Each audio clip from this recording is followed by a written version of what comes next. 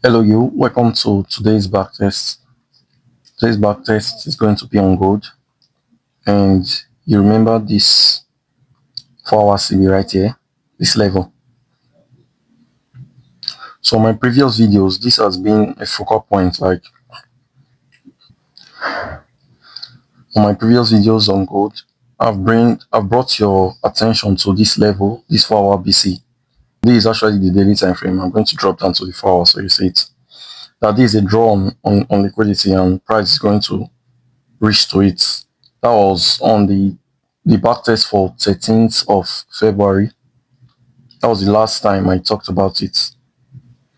I think that was my last backtest on gold as well. So that was also CPI day when the CPI news was released and price had a decent run up on that day. That's this candle right here, this day, 13th of February. So you can go back to my previous video, the one for 13th of February, CPI day for gold, and you see when I talked about this level, okay, that price is going to draw to it, and it took a while. It took a while. This is 13th, and up till on the 23rd before price actually draw up to it. Okay, so from on the 13th, okay, price went down, took out the lows, okay, grab sell side from these lows, and rally up to the 4 hour CB. And it's a bummer how I missed the move, the final move to the 4 hour CB on Monday, yesterday. So I actually had a buy limit placed, and price was just few ticks away from triggering my buy limit, and but it didn't. So that's how the business works. Sometimes you win, sometimes you lose, and sometimes you miss out on trades. And when you miss out on trades, or when price runs away from your buy limit, don't try to chase price, because when you try to chase price, you might just end up in a loss. So this is the 4 hour time frame, and this is that BC, that CB, sorry, this is that CB on the 4 hour time frame. Okay, this is a CB, sell side imbalance, buy side inefficiency. So just sell side delivery was offered at this particular level. Okay, where I annotated with this yellow rectangle extended. Just sell side was delivered at this point. Okay, so it's lacking buy side delivery. So price is going to trade up to it to offer buy side. So price hasn't traded up to it 100%. Let's say price has traded more than 50% into it. For now, I'm undecided for what price is going to do, but I'll watch the market and see what price will likely do next. Now, this is that run up on Monday.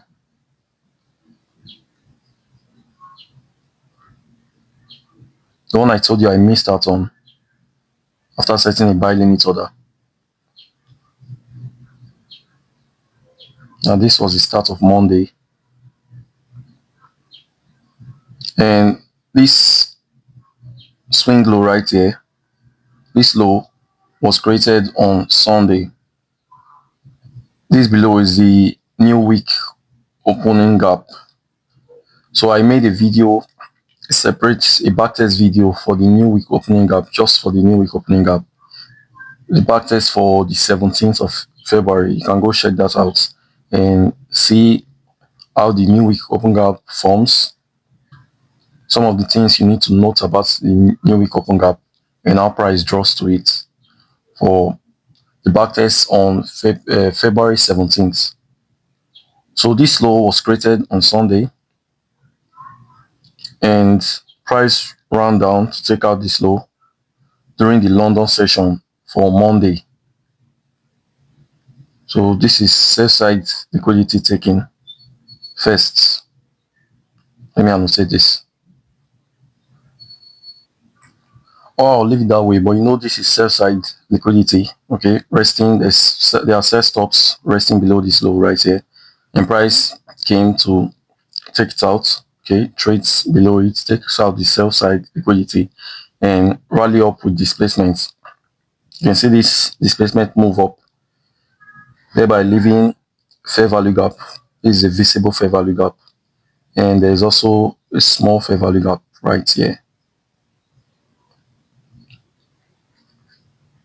So let me annotate those. This is the first fair value gap at the bottom.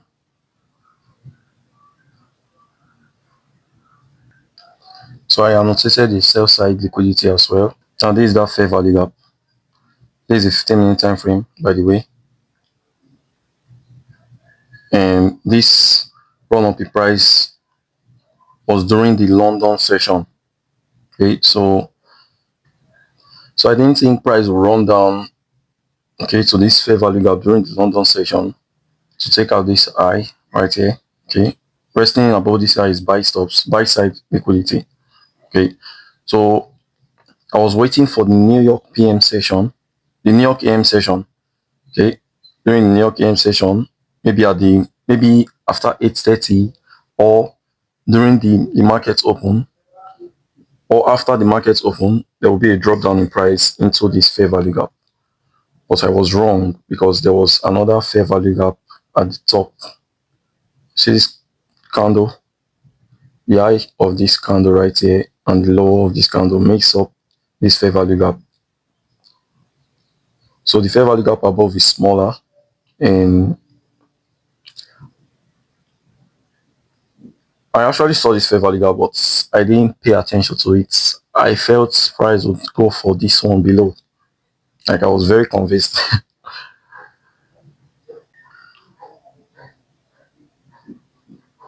So you see, this is 8:30,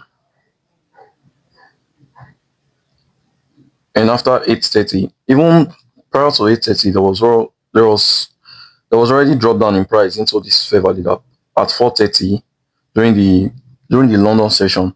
Okay, price dropped down into this fair value gap, this smaller fair value gap. Then before 8:30, at 8:15, okay, price dropped down one again into this fair value gap.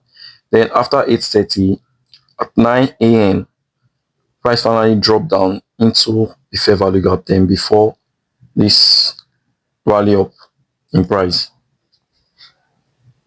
and my buy limit was somewhere here at this level.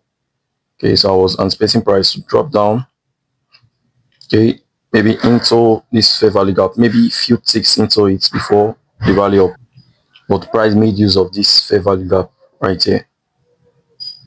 So let's say I actually placed my buy at this level.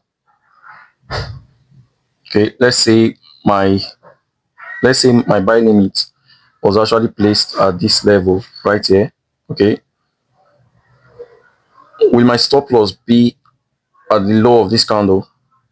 No, my stop loss won't be at the low of this candle, because even if I'll be buying at this level, okay, I would anticipate price, okay, I would expect price. I would give room for price to trade into this level. So my stop loss would be somewhere at this level, or maybe even lower. Because while buying at this level right here, okay, you would want to give room for price, okay, to trade into this second fair value gap below, because sometimes price might actually trade down into this fair value gap then before the rally up. Okay, then if you're on days like that and your stop loss is somewhere here, that's a losing trade. Okay, so even while placing your buy limit here, or while buying at this level, okay, your stop loss should go below this second fair value gap. You should give room in case price comes down to trade into this fair value gap, which is below, okay, then rally up. So that's how you do it. Then after this rally up, you can see the Monday first presented fair value gap, okay, created after 9:30. So the Monday first presented fair value gap is the fair value gap created the first fair value gap created with displacement after 9:30. So this is 9:30. This is our 9:30 candle, and this is the first fair value gap. Okay, on the 1 minute time frame, after 9:30, the first fair value gap created. So this is the first, and you notice how I extended it up to the top because of this volume imbalance right here. Okay, I have to give them to for the volume imbalance, and you see how price respects this level. Okay,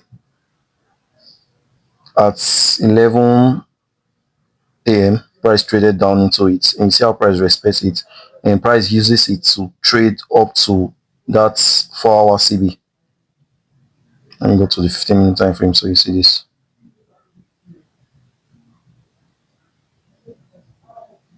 See how price trades down into this Monday fair value gap. Okay, respects it and uses it to bounce up into this 4-hour CB. Let's go to the 4-hour CB, to the 4-hour time frame.